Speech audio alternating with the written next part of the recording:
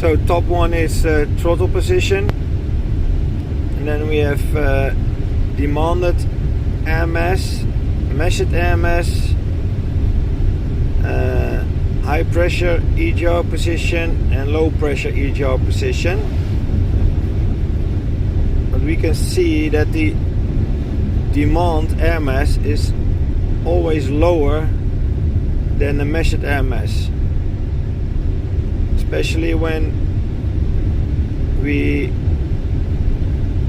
push the throttle a little and the high EGR closes, then the difference is more. I have a roundabout, so I pause the video for one moment.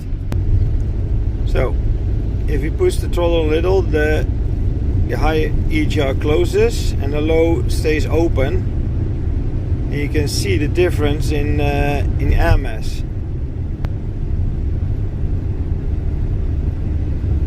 I think this indicates more that the EGR cooler is clogged. Yeah, I don't know if this is something in software or one moment. So what I'm wondering, should the actual AMS and the demand AMS really be the same?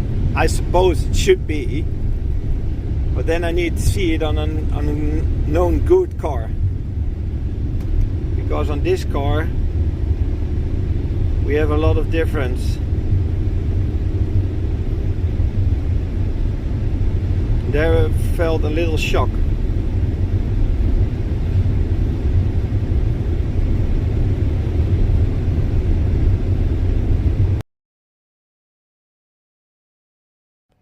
So this is the intake of the EGR cooler. All the sieve is blocked. Sorry. So if I take a cloth, sorry.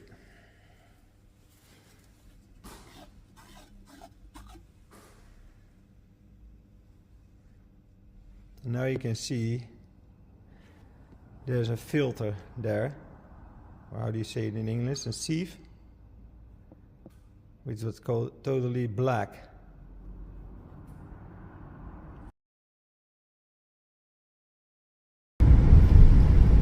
After the EGR cooler replacement,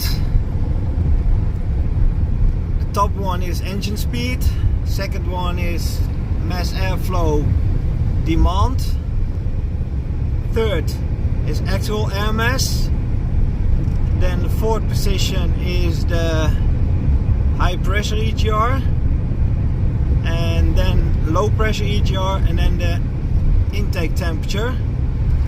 We can see that the intake temperature is much higher, 36 degrees at this moment. We can see, sorry for the bumpy road, that mass airflow demand and actual are the same, and we can see that the low pressure EGR is not only switching between 0 and 4.8, but it's also switching between different positions. Off throttle, here now it's 2.3, 3.9, 4.1, and also the AMS is always the same at this moment, so it's looking much better with the new EGR cooler.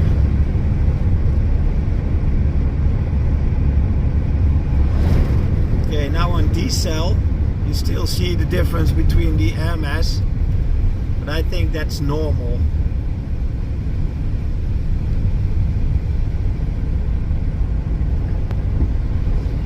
Now it's the same. Diesel. Have a roundabout now.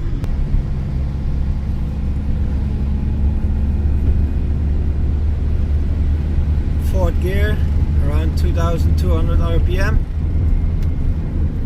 Switching to fifth. You see the difference in the low pressure position. Accelerate, decel.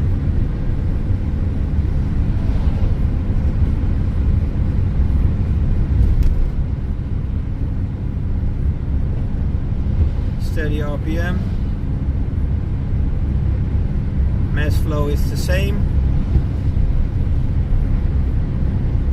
And 37.5 degrees of intake temperature.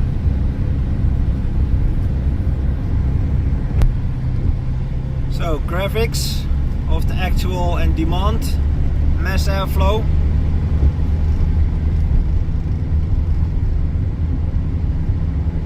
Those are identical. So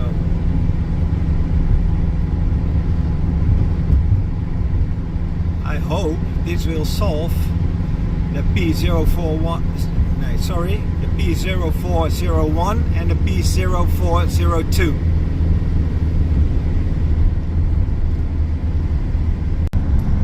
Here in red we have the intake temperature, 36.5 degrees. Blue is the high pressure EGR, it's at 0. And green is the low pressure EGR.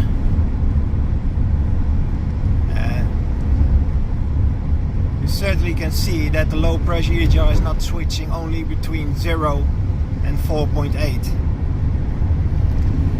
And also the temperature in the intake is much higher.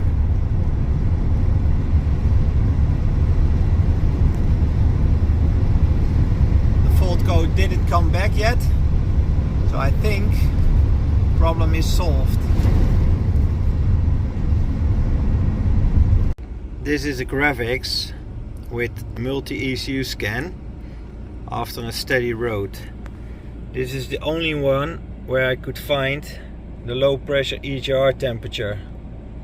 So now it's at 53 degrees, but on the steady road we could see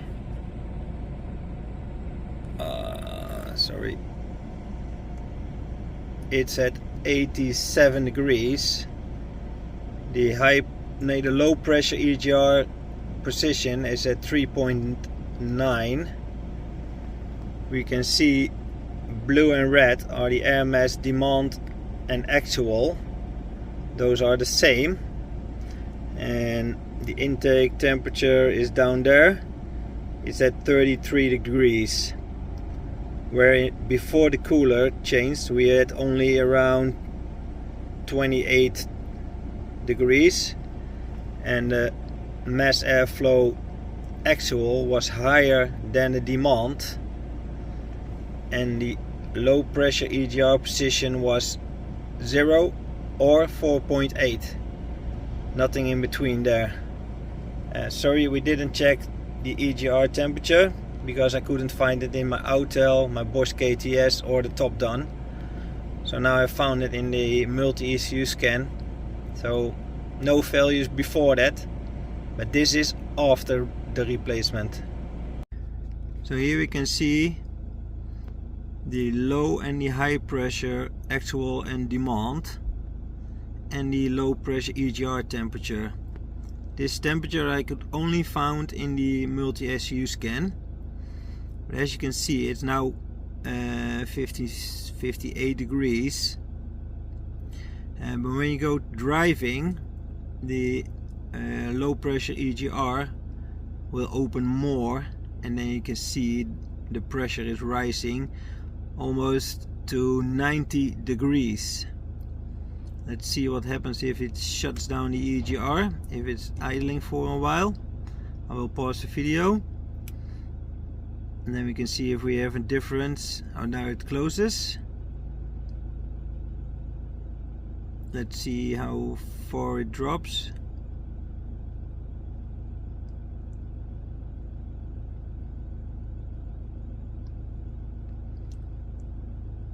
I will pause the video for a moment and then we wait for a while and then see what the temperature does. But we can already see it's dropping. Now we've waited around 2 minutes. I also put in the boost temperature. Maybe you can see something with that as well, don't think so. And the low pressure EGR is dropped to 48 degrees. Let's activate the EGR again by pushing the throttle for a while. So EGR back alive, and you can right away you can see the temperature rises from the low pressure EGR, and also the boost pressure temperature is rising.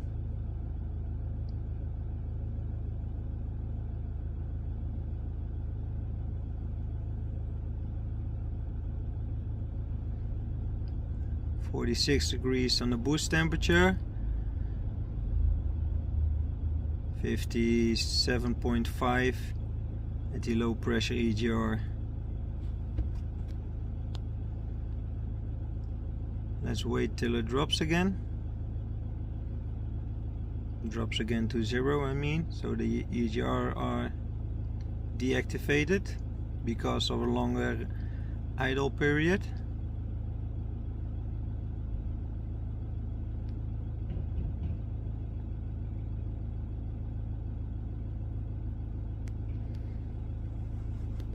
Okay, I will pause the video. Oh, there it has dropped to 0. So let's see, boost temperature is already dropping, EGR temperature is already dropping.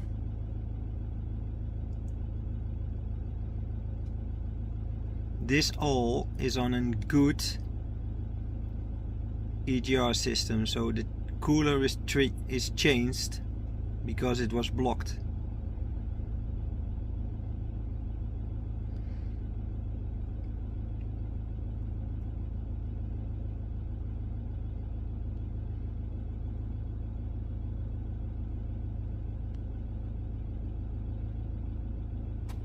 Let's activate it again. Back alive. Right away we can see the low pressure EGR temperature rises and the boost pressure temperature is rising.